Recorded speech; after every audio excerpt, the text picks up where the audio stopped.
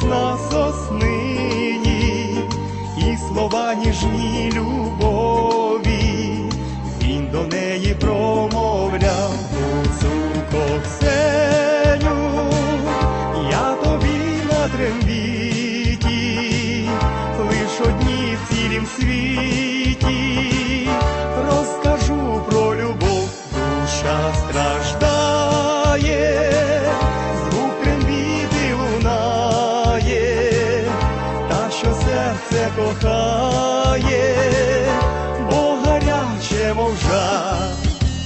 Вже пройшло гаряче літо, гуцул іншу любив скрито, а гуцулку чорнобриву він в останню ніч прощав.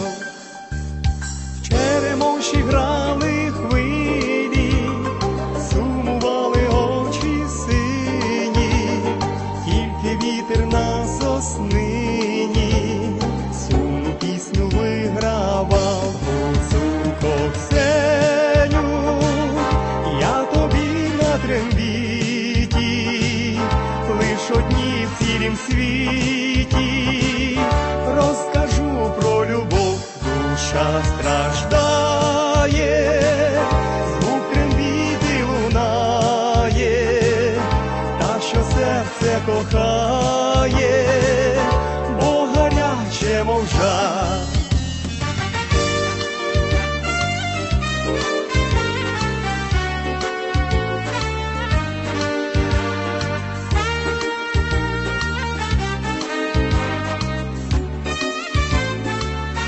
Гуцулко Ксеню, я тобі на трембіті, лиш одні в цілім світі, розкажу про любов. Душа страждає, звук трембіти лунає, та що серце кохає, бо гаряче, мов жар.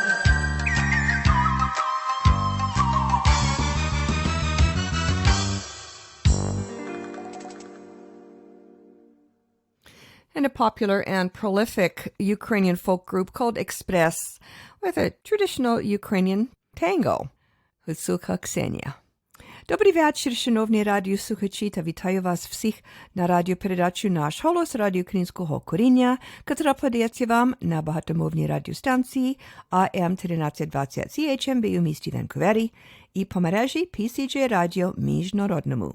При мікрофоні Павліна Макварі. Дякую, що рішили перебути зі мною наступну годину. Hello there and welcome to Nash Holos Ukrainian Roots Radio, coming to you here on AM 1320 CHMB Vancouver and in international syndication on PCJ Radio International. I'm your host, Paula Demchik Macquarie, Pokrinska Pavlina, and I'm delighted to have you with me. We've got a great program lined up for you. We have an interview with Natalia Feruschak, who is the director of Communications for the Ukrainian Jewish Encounter, which sponsors our series Ukrainian Jewish Heritage, and she'll be telling us all about a brand new literary prize that they've just introduced.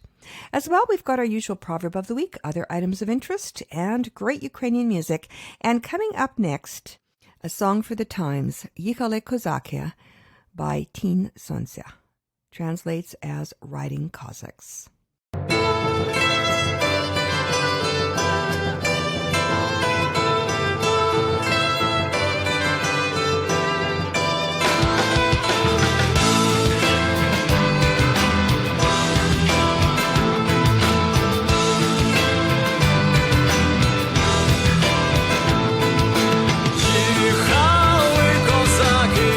Їхали по полю, і лунала пісня про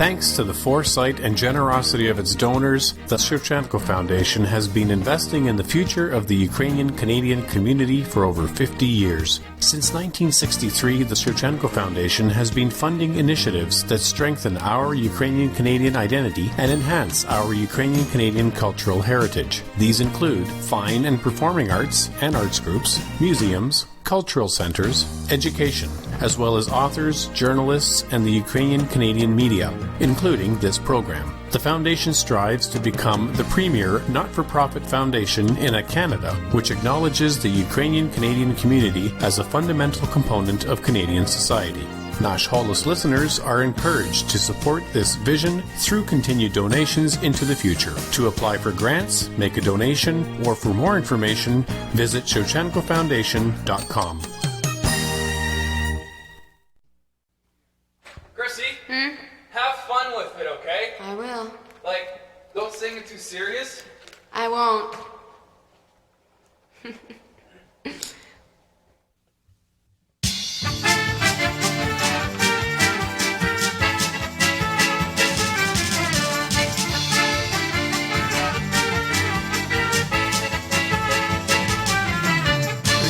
Понеділок to bring her lots of flowers. Вона відповідає, I'm busy undercover. Вівторок after show to take her on a date. А її мати каже, she won't be home till late. А її мати каже, she won't be home till late. Де ж ти є, чому ти така? Вчора коло мене, туди тебе нема. Де ж ти є, чому ти пішла? Я питаю Бога, чому таке життя? У середу я її прошу, please give me a call. Мені відповідає, I won't be home till fall. Четвер же добігає, I want to see her soon. Як увечір бачу, she look like a raccoon. Як увечір бачу, she look like a raccoon. Де ж ти є, чому ти така? Вчора коло мене, туди тебе нема. Де ж ти є, чому ти пішла? Я питаю Бога, чому таке життя?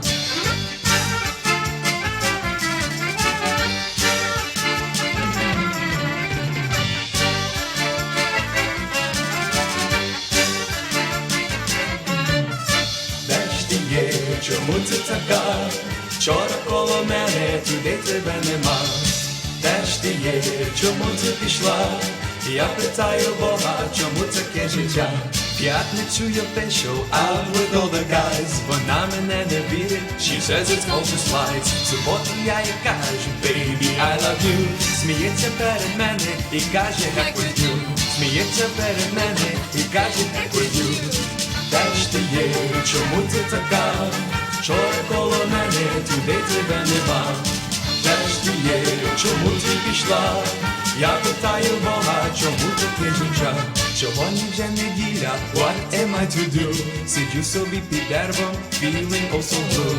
Може завтра буде все між нам окей. Куплю я їй flowers, або small bouquet. Куплю я їй flowers, або small bouquet. Де ж ти є? Чому ти така?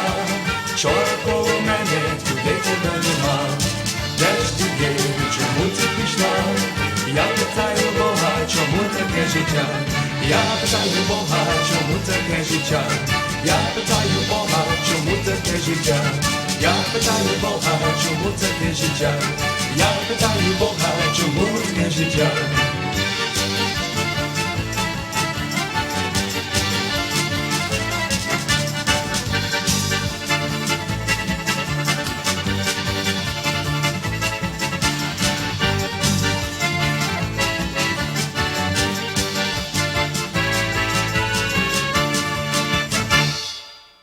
Нове покоління from Toronto, and a song called Чому таке життя? Why is life like that?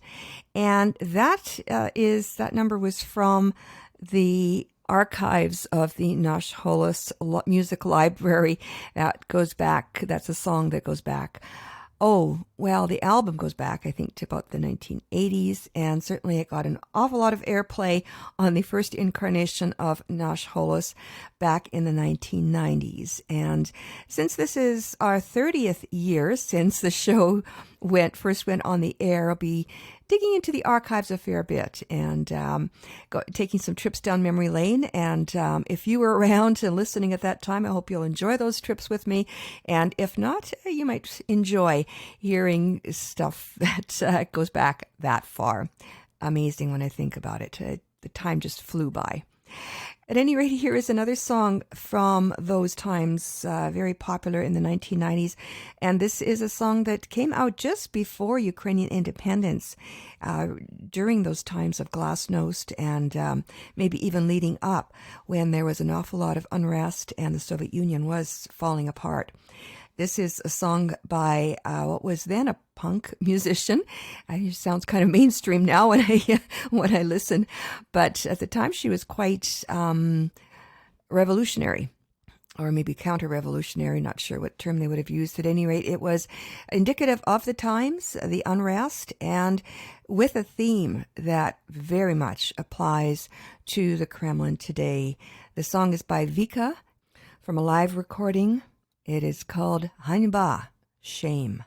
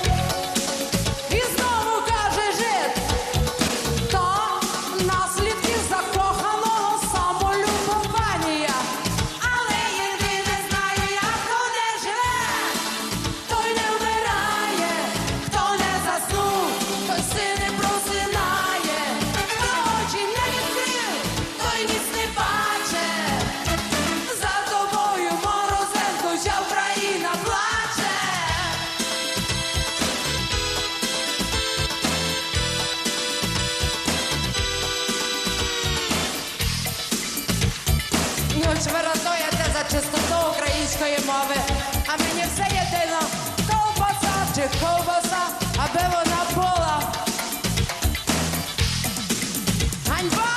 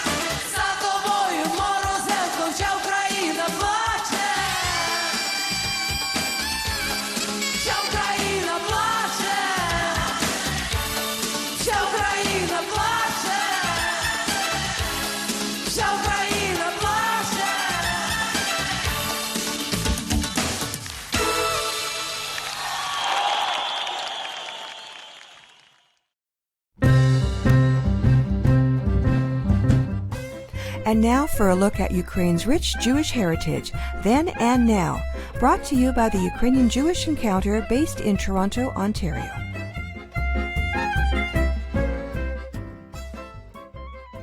Last December, the Ukrainian Jewish Encounter announced a new initiative called Encounter, the Ukrainian Jewish Literary Prize.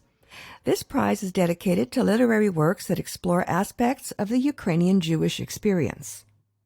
The award is funded by UJE with the support of the Book Forum, Ukraine's oldest literary festival, and the Ukrainian Book Institute. Natalia Fedoschuk is Director of Communications for the Ukrainian Jewish Encounter, and she joins us now via Skype from Ukraine to tell us about this exciting new initiative. So, Natalia, welcome back to Nash Holos. Thank you. So, what a great initiative to recognize authors and book publishers. Given your role representing UJE at book fairs, and we talked about this last time we spoke, I suspect you may have had a hand in the creation of this literary award? Well, yes. When I started with UJE a number of years ago, this is an organization that now has been around for over a decade.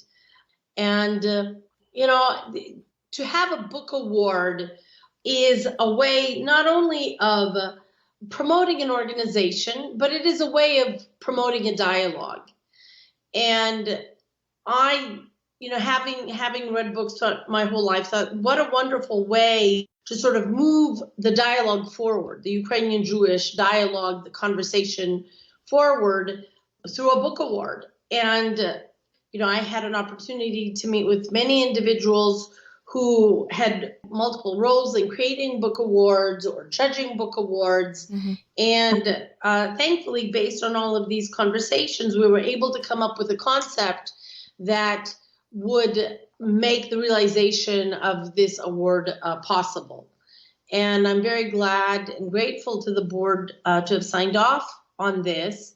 And so now we're, hard at work promoting it here in Ukraine.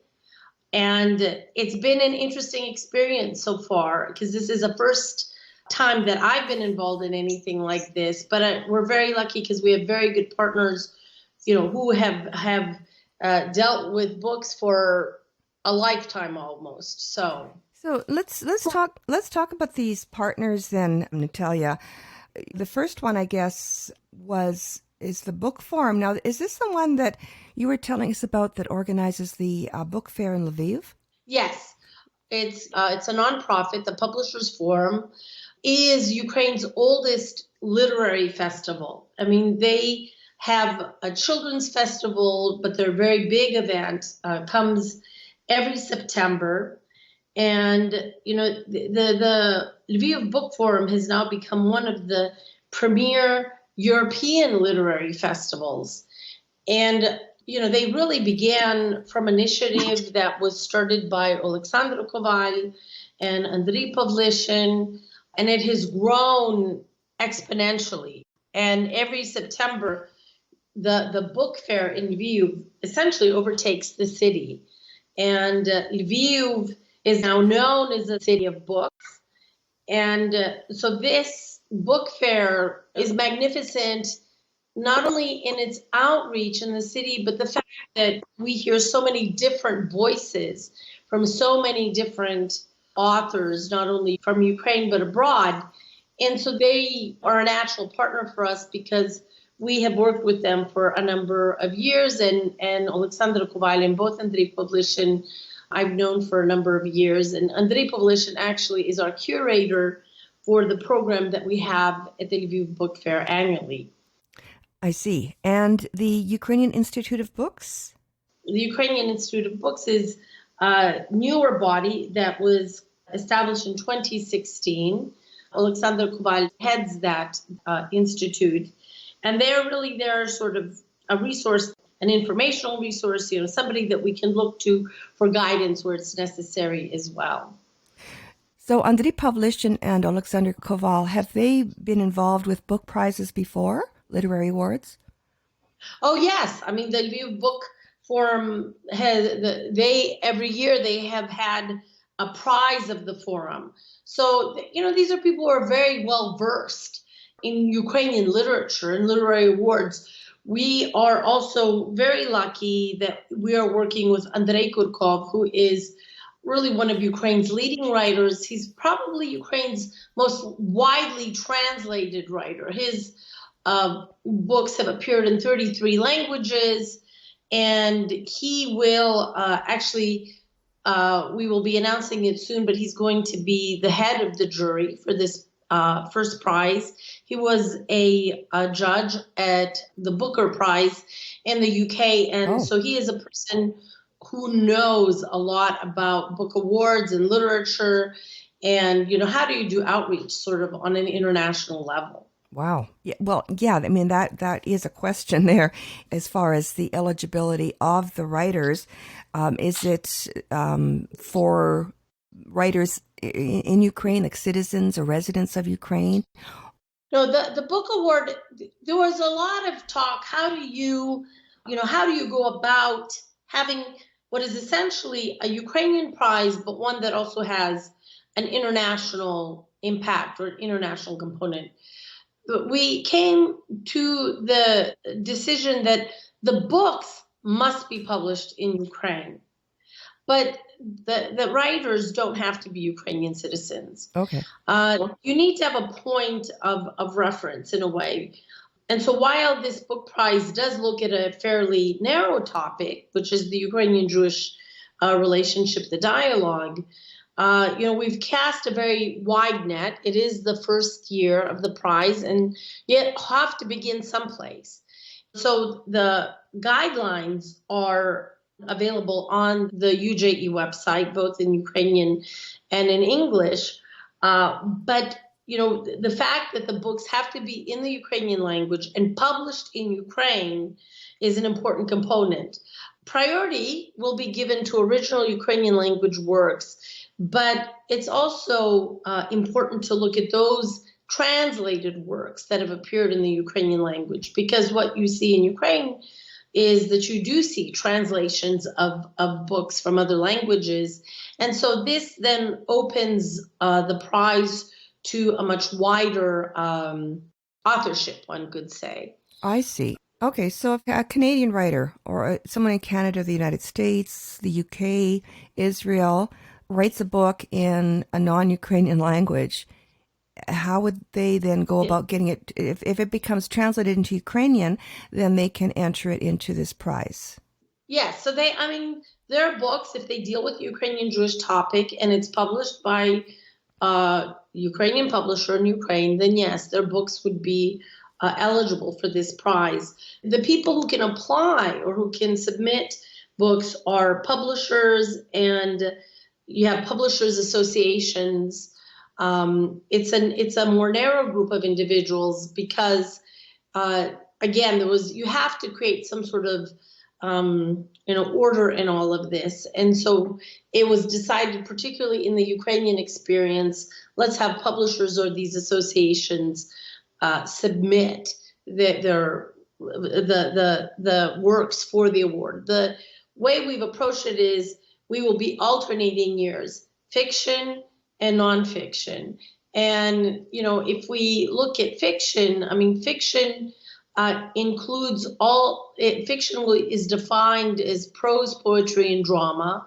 Nonfiction is defined as histories, biographies, memoirs, journalism, essays. So again, it's a wide net.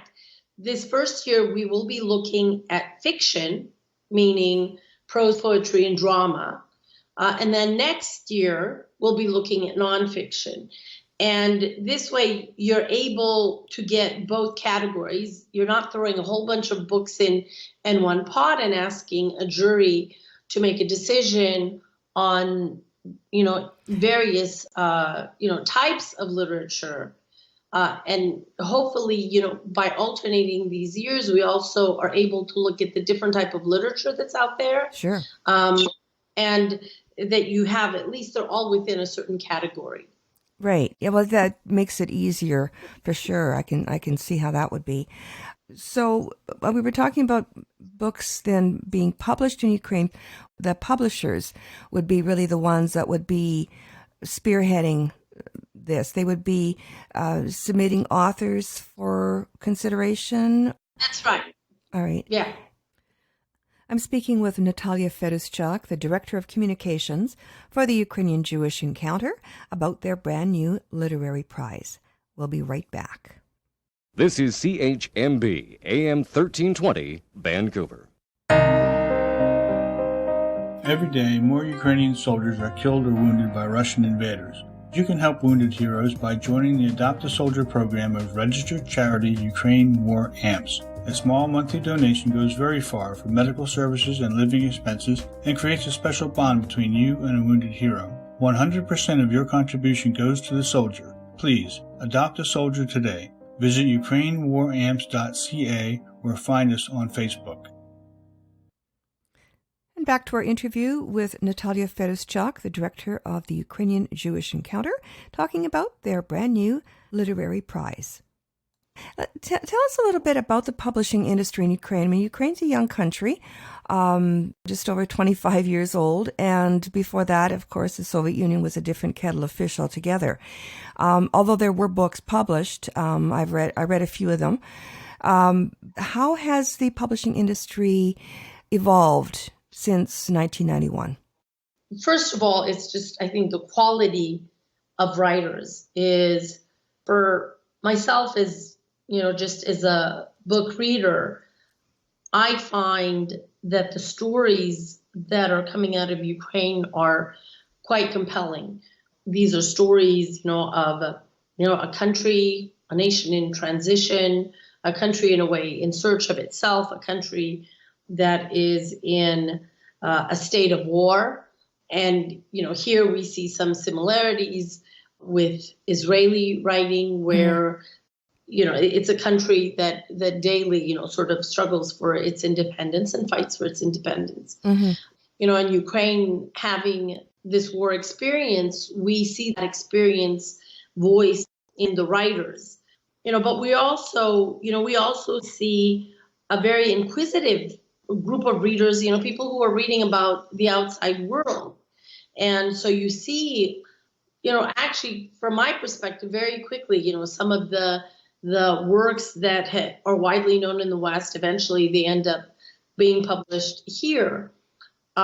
What I find really interesting is that you also have sort of this group of Central European, Eastern European writers that you can read here. I'll find literature that for me is quite interesting in the Ukrainian language that I won't necessarily find in the English language, and that includes European writers, that maybe their works, or not all of their works, have found their way into English.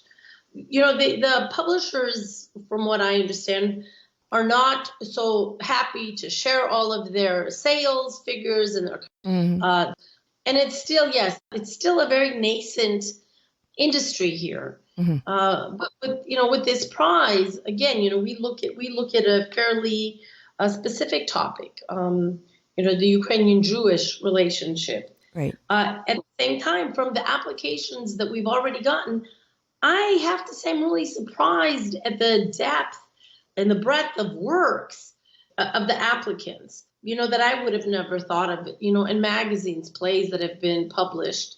And so, I think that there's certainly more out there that I'm aware of. On the topic of Ukrainian Jewish relations. Yes, yeah.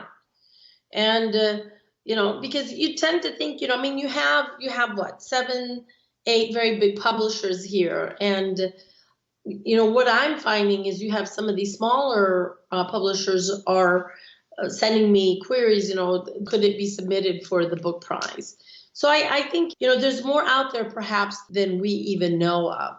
Interesting. And that's great to hear that this is front and center for a lot of people. And the topic itself is not forgotten. It's not overlooked. It's not ignored by any means. And we were talking about then these books being published in Ukrainian. Will they be translated into other languages and distributed outside the country? Well, you have to get through the first year of this prize. My hope is that The books that we see or the works that are submitted, or certainly whoever wins the award, that we will eventually see some of these works in the English language. Because, and this is something you and I talked about before, is, I find it very exciting. It's a country that is in transition. That, Ukrainians are still building a state. Sure. So there is sort of this experimentation, and that experimentation is within the, the cultural sphere, the literary sphere, the artistic sphere, and how creative people approach that. In a way, they are helping forge how future generations see their own country. How do young citizens of Ukraine see their country today? How do they feel within this country today? Right. Where do they see themselves fitting in a more global environment? Who are we as people? So within literature, I see a lot of that experimentation taking place. Again, against a backdrop in what is not a very easy political, economic, or global situation today. No kidding. I mean, with rising anti-Semitism around the world, it is a difficult topic to broach. So it's interesting because Pew Charitable Trust, I believe it was last year, had done a study of how Europeans felt about Jews. And, it turns out that Ukraine has turned out to be the most tolerant nation. And that's a really important, that says something about this country and how its people are developing and how they see their own history and how they see the outside world. And certainly when these works, come in, the application period, the submission period opened on January the 16th. It closes on March the 16th. We'll get a big sense, I think, within that period of time, and then having an opportunity to look through the works that have been submitted, get a more in-depth look, again, at how writers and publishers see the Ukrainian-Jewish relationship, quite specifically, that relationship. That will be very interesting. Have you had any reaction yet? Well, I guess I've got a two-pronged question here. What is the reaction? Has there been a reaction? Is it known outside of Ukraine by Jewish writers in Israel, other parts of the world? And what has been their reaction to Ukrainian literature on this topic? Have you had any? I mean, for the specific prize, I've heard from Ukrainian writers who are working with colleagues in Israel where they're, perhaps translating Israeli poetry into Ukrainian, or they want to know if they can, submit a book, then that needs to come from the publisher. It's still very early sort of within this process. I mean, I think the more time that goes on and the further down the road we get, not only in the submission and then consideration phase of this book prize, I think we'll have more of an idea after we actually then award the winner for the first year. Sure. And I think we'll get a sense of an answer to some of the questions that you and perhaps others have. So far, the response that I have gotten both in email and just in people, saying that this is a wonderful initiative and it's really good that this type of prize will be taking place in Ukraine for Ukrainian literature. Great. And what about Ukrainian literature itself? Have you had any feedback from Jewish communities around the world in Israel? For the prize itself, no. But for literature, though, the literature that's been coming out of Ukraine on this topic. Well, the thing is that when I've traveled to Israel, I think, first of all, Israelis still know not that much about Ukrainian literature. When they get to know it, they are fascinated. And what I have heard from Israeli writers or poets themselves, they say, we want to know more about Ukrainian writers, the Ukrainian literature, past and present.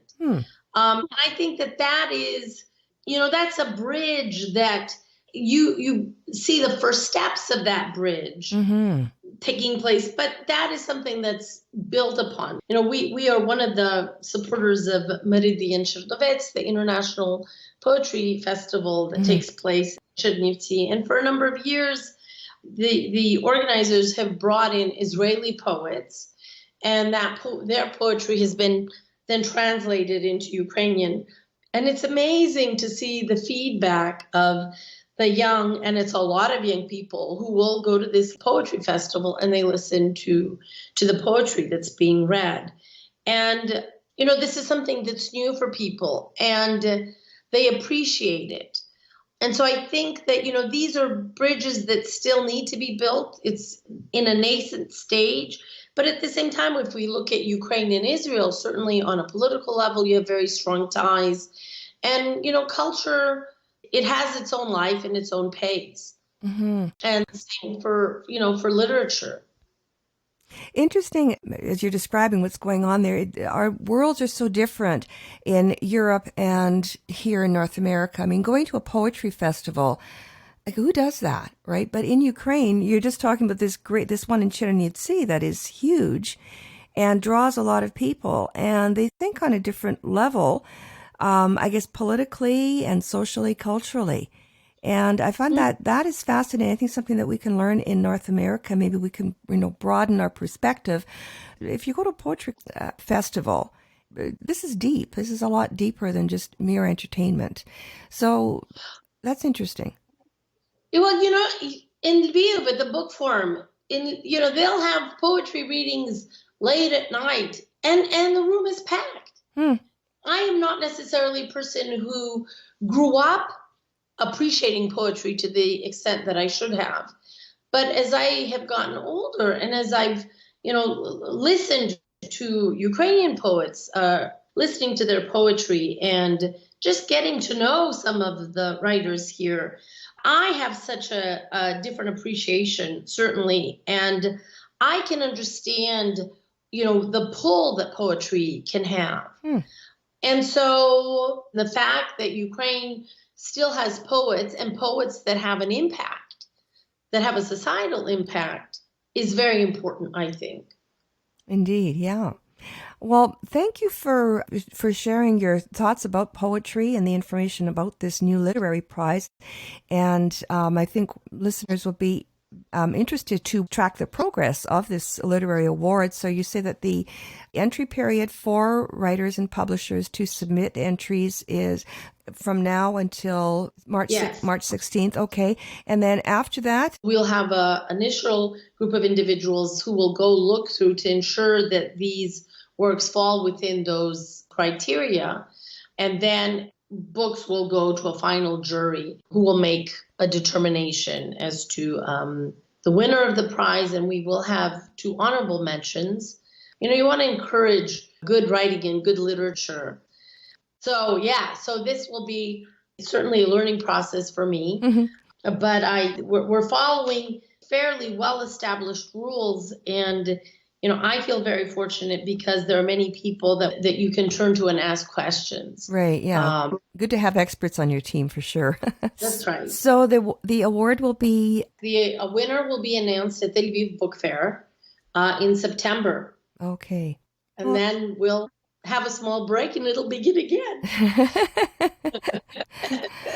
Well, at least the second go around, you'll have experience. That's right. Yes.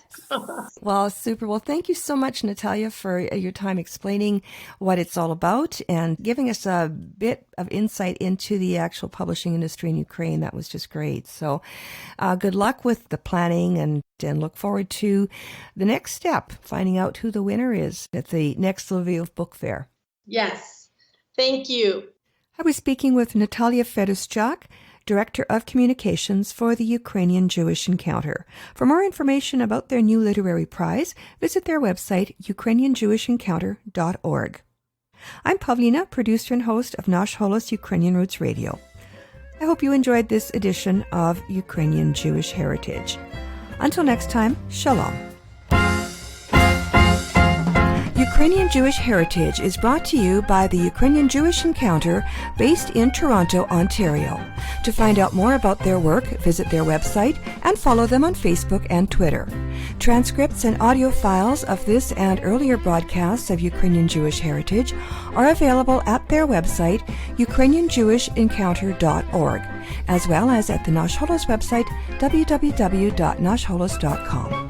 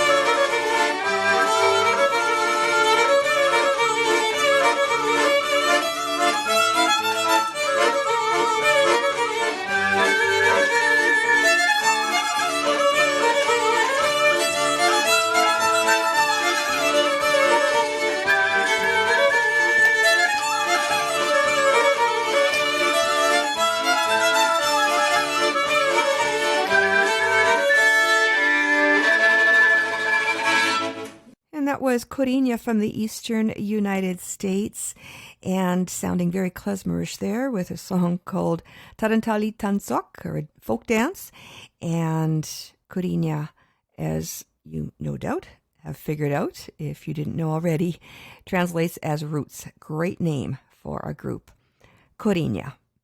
Coming up next is a group from Winnipeg called Shum, and Shum is a word for the sound that the wind makes. And unfortunately, the group is no longer together as Shum, although the members have been dispersed. They're still on the Ukrainian music scene in Winnipeg, making great music. I think a lot of them are with Sluhai now.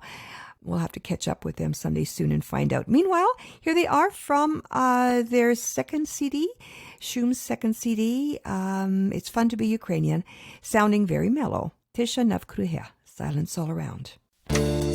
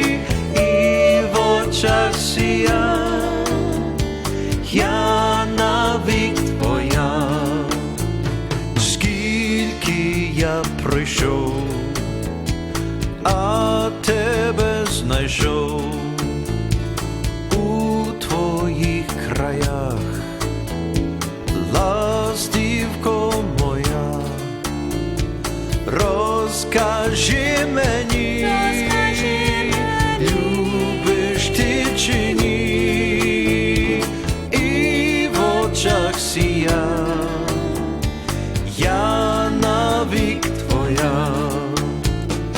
Розкажи мені, любиш ти чи ні, і в очах сія, я навік твоя.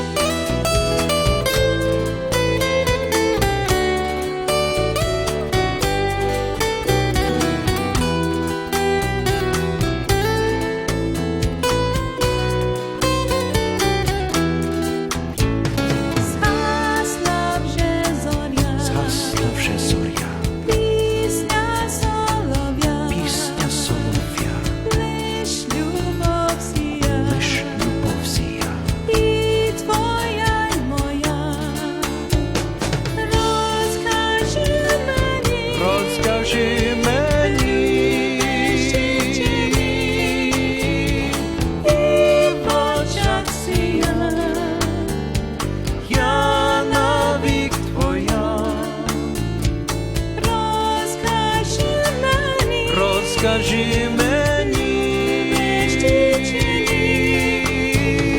і в очах сія, я навік твоя, і в очах сія, я навік твоя.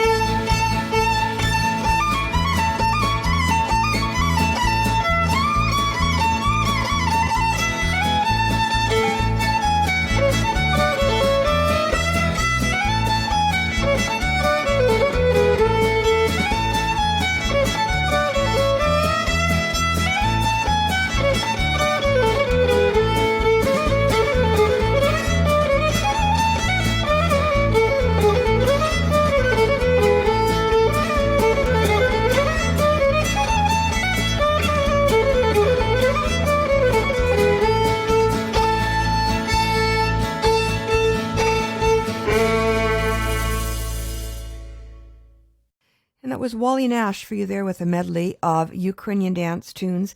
And that is from a CD put out by Sunshine Records in Winnipeg.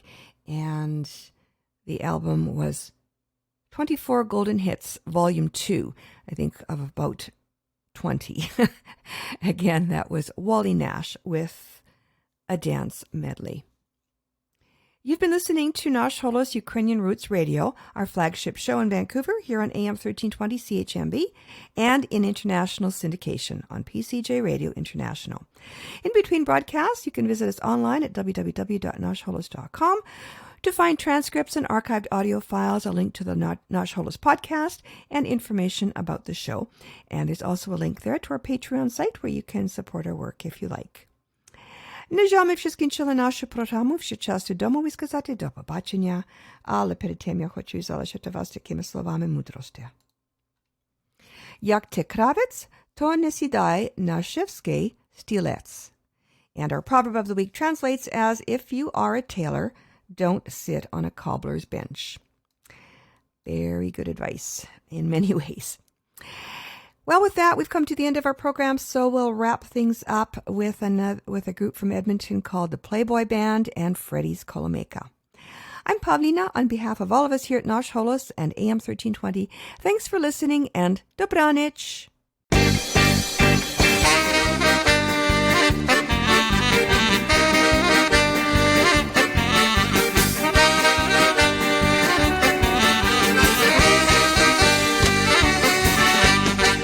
Вчора аж до рання Любка ще корила, впала п'яця на білого, Любка та ще збила. А їхав я він у бігу, Любку купувати, а там пана дівчинонько гів ще торгувати.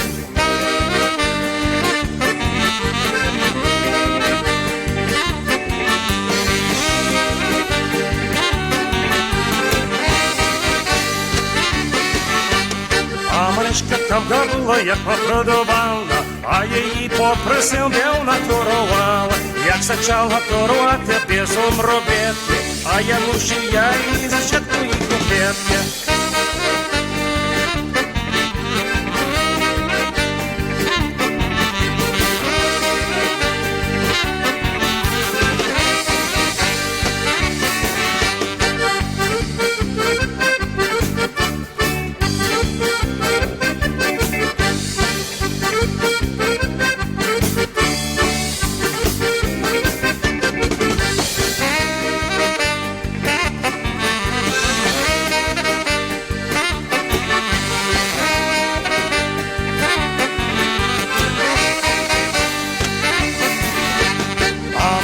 Там побула, вона сімчупела, цілий день попри вона се гоняла. Вона трошки п'яна була, кому ж дала, та й забула. Тепер ходить і шукає, кому ж дала, та й не дбає.